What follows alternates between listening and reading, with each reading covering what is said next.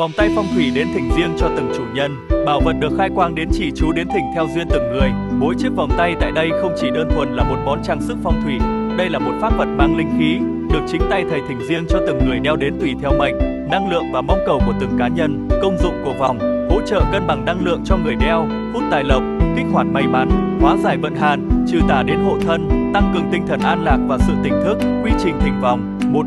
Người muốn thỉnh vòng sẽ gửi họ tên đến ngày tháng năm sinh dương lịch hoặc âm lịch. 2. Thầy sẽ xem duyên và cung mệnh, sau đó khai quang đến chỉ chú và thỉnh vòng phù hợp. 3. Mỗi vòng đều được chú nguyện theo đúng người, không dùng đại trà. Chất liệu vòng tùy bạn chọn: đá thạch anh, gỗ trầm, dây vải, giao hàng tận nơi.